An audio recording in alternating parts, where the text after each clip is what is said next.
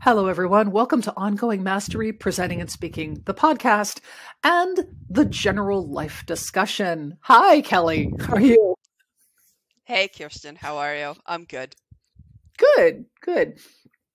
So let's talk today about our ongoing mastery journey and where we are. Yeah. Because one of the things that we do when we work with clients is we help them look at where they are in presenting and speaking, what they want to work on, and the skill sets, and kind of make a plan because you can't do everything. Right. Now, on mine was something that you were very good about, which was improv, going to an improv class. Yep. So, how was that for you? So we went to Improv Boston Comedy School, has intro to improv workshops on a pretty regular basis. It was fun. It was way more fun than I thought it was going to be, I have to say. It was small. You were the only person in the room that I knew. No one else knew anybody else. And that actually made it better because I wasn't self-conscious. Mm, Because none of us knew anything or anyone, I will probably, except you, never see these people again. So it didn't matter how badly I screwed up. And so I was freed from that self consciousness, which is a big part of my stage fright. And yeah, so I had fun. How was it good. for you? Because you have much more performance experience than I do. It was it was fun and I had a good time. It was more I got more in my head and I got more uh critical of myself than I thought I would. Oh, Like I noticed that I spent more time wanting to do it exactly the right way and be, mm, really on time and be all of that. Like I got really judgmental in my head about myself. And so when we were doing different activities, so one of them is whiz bang, where you are just gesturing and saying whiz, sending it to one side, and then that person can either keep going or go bang and send it back to you. yeah. And I did that one time too many for somebody in the group. And she's like, "Oh, would you stop?" And she was joking, but I instantly went into my head with, "Oh my God, I'm making her uncomfortable." Like Mm, it was interesting to see because the public speaking part was not the part that is what I need to work on as much as that I want to have the skill set. I want to have the training. I want to be doing it properly, as it were.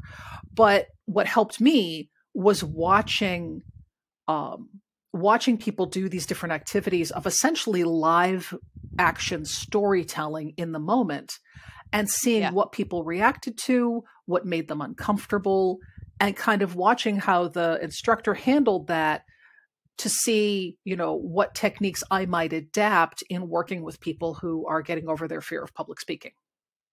And our instructor was great. We each introduced ourselves, said maybe a sentence about why we were there, and then we just started with the games and the Yep. concept of yes and.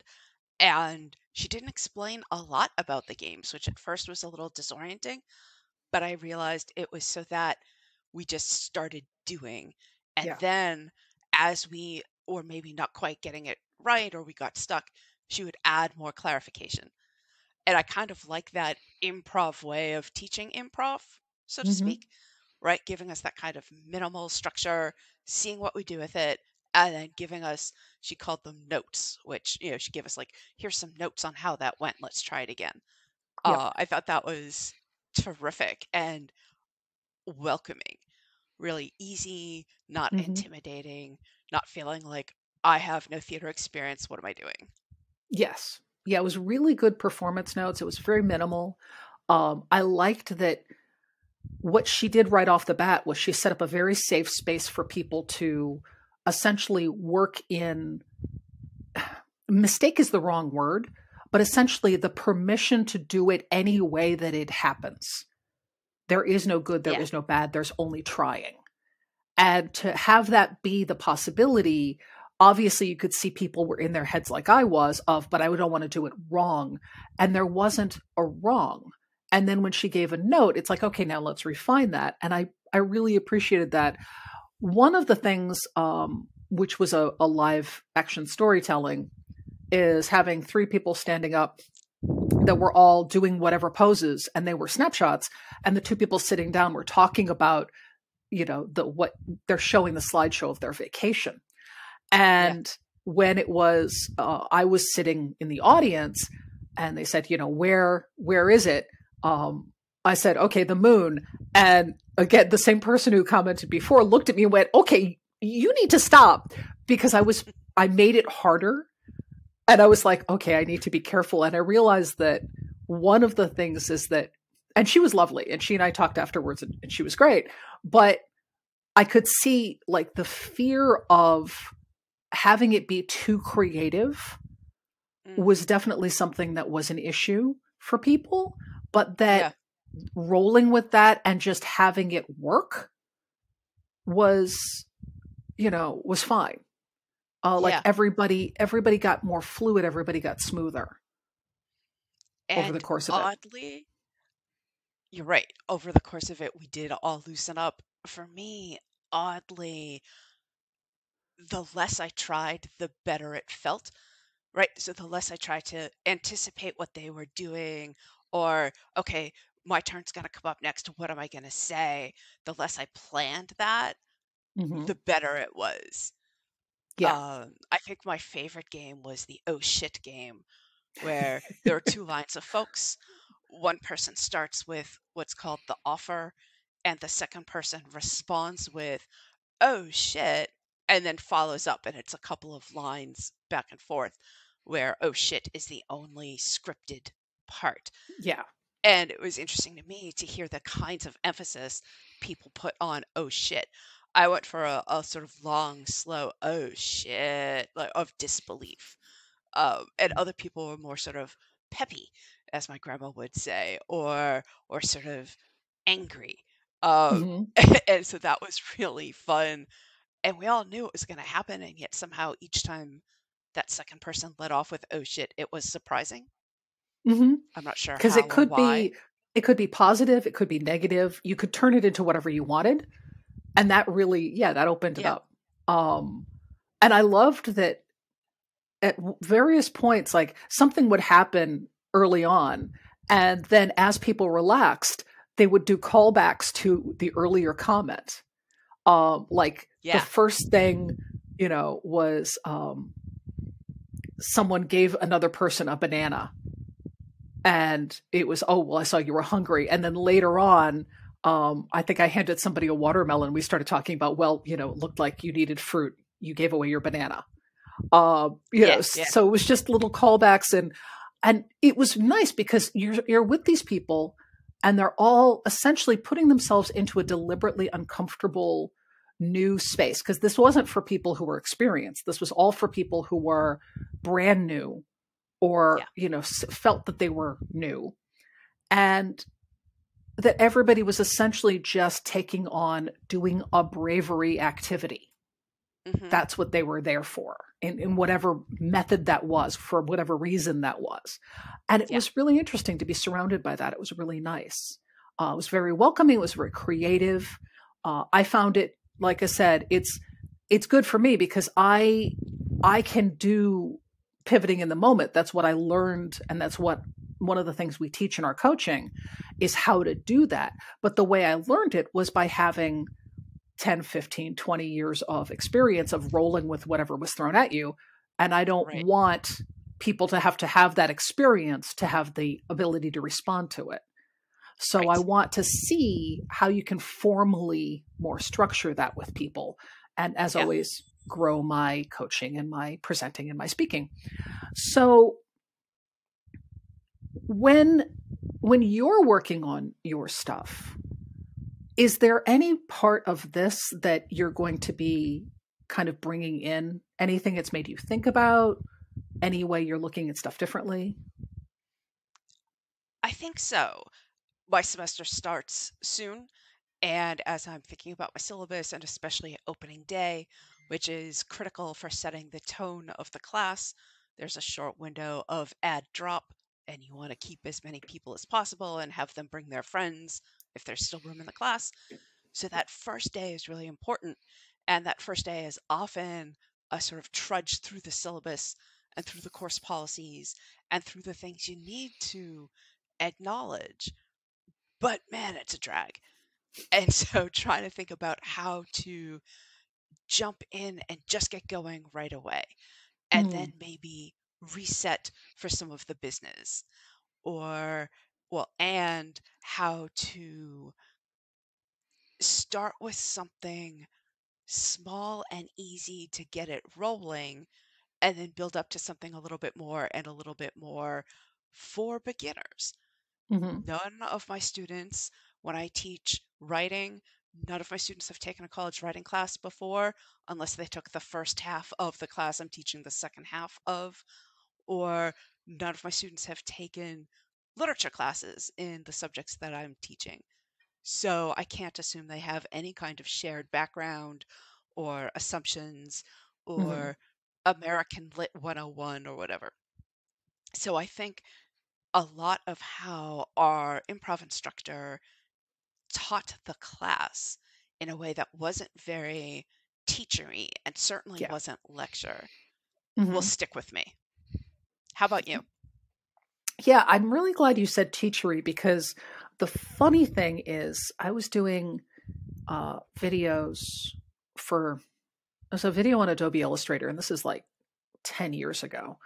And I submitted it to LinkedIn for their LinkedIn Learning. And the note I got Hmm. back was it was too teachery. And I Huh. remember kind of going, I'm not sure what that means. So I Yeah. kind of was looking at it, and I've been thinking about that and kind of adapting over time how I'm presenting. And I realized that when I'm teaching software, there was a very specific pattern I would follow, and it would Mm. become a little more of a lecture style. Yeah. And as the two things I'm working on in my ongoing mastery is improv and storytelling, I want to be able to do what we're talking about, which is stepping off of the structure a little bit and kind of opening it up to, all right, let's look at this. Let's think about this. When would we do this? What would be this before? And kind of open it up to giving people a broader concept to embrace, and then go into, okay, let's look at how we do that. And Yeah. that might be a more interesting and fun way of being able to teach certain things, especially things that are drier, Yeah. because I know, like, especially doing e-learning and trying to do software simulations, having people go through the menus, it's like, and this is the file menu, and here you click print, and that stuff is basically like, please put me to sleep right now. But if Yeah. instead we can wrap a narrative around it, we can put a story in there, then you're following the story, and the logic of it helps people make those conceptual, ties together in their mind for themselves. And since a lot of the work is about essentially reducing the cognitive load that learners bring to whatever experience they have and to give them more bandwidth to play with, then that's one of the techniques that I'm going to try to adapt a little more. One of the things that will also stay with me is it's been a long time since I've been a student in something entirely new to me.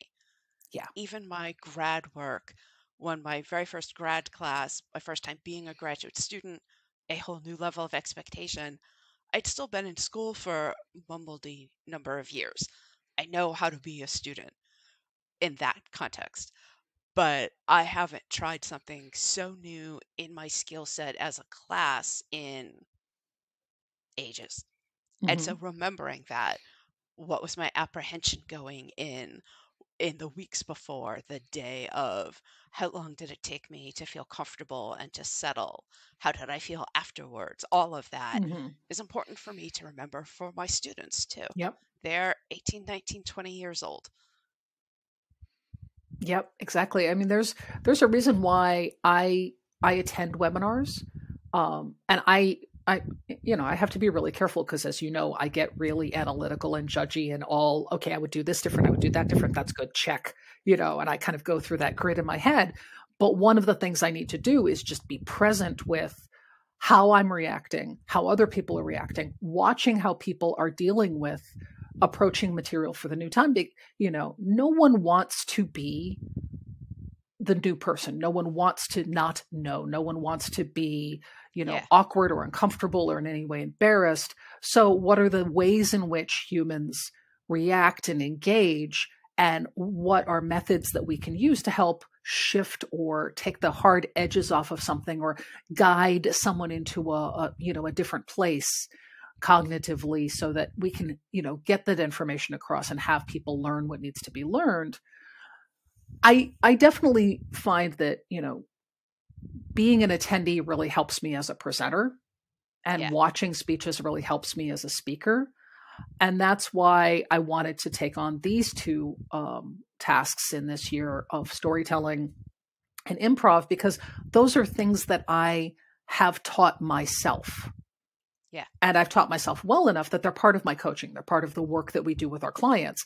But because it's not formally taught, I would like to see how professionals do it. Like upcoming, we have an interview with Laura, who I've known for absolutely ever.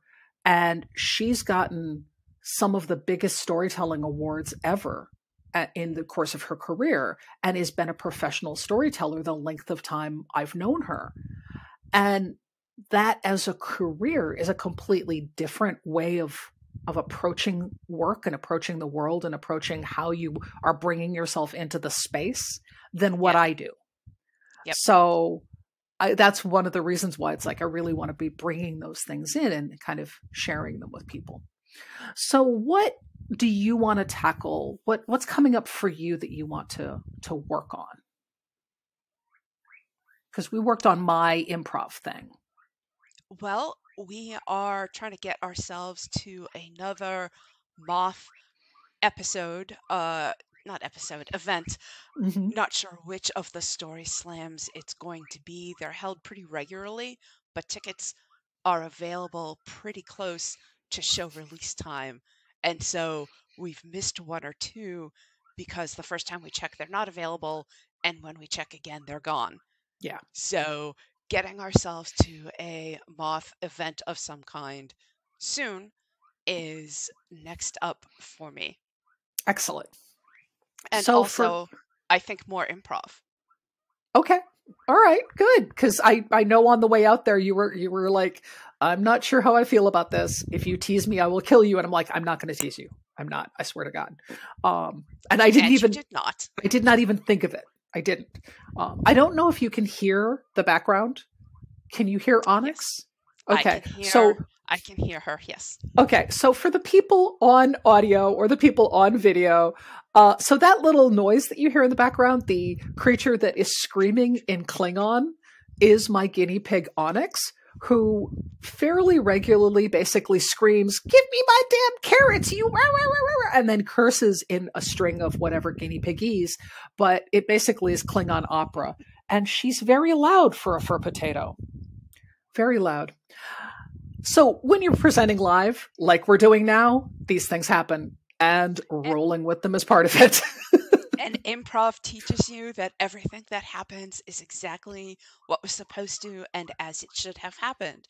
It is organic to the world, and it is just true. Yes. And it is true. Jesus, you are so loud. Oh my God. She's seriously just a little black fur potato going, "Give me my carrots. I will kill you and all of your family." Yeah, just chill, please. So, people who are watching and listening, what is it that you want to be working on in the ongoing mastery of your work for presenting, for speaking, for being out there, for tackling whatever aspect of public speaking is uncomfortable for you? What is a way that you can approach that? I'm looking at the narrative, so I'm going into storytelling. I'm looking at how I'm pivoting in the moment, so I'm looking at my improv. What is it that would be helpful for you? Is it a theater class? Is it watching particular shows? Is it reading specific books? Share with us on the LinkedIn Ongoing Mastery Presenting and Speaking group. Please come on in, chat with us. We also have a new newsletter coming out, and Kelly's got some awesome content in that. That's great. We will be continuing to do the podcast. And I'm going to start going and doing more live videos, because I was essentially off the air for about a month. And it's like, oh yeah, I'm a little behind. So I have a whole bunch of little lives to do. So you'll be seeing a lot of me over the next few months. Great. So any last notes, Kelly, on ongoing mastery as a skill set to address, to work on? Well, the energy level I thought was really interesting. You and I were both exhausted afterwards. That Mm. being present is something that takes effort and it takes practice. It is not just something you can turn on and have at full capacity. So part of the reason why it needs to be ongoing is that it needs to be nurtured, cultivated, Mm. developed. You can't just dial it up from 2 to 10. And that you need to recharge. Good point. Yes. Yeah. So building in recharging and planning for the waves of your ability to do a thing definitely are part of it. Yeah. Really good point. Excellent. All right. So let's go ahead and wrap, and we will see everybody next week. Please comment on all the socials, and I will go ahead and wrap us up here. We will see you all next time. Have a good one. Cheers.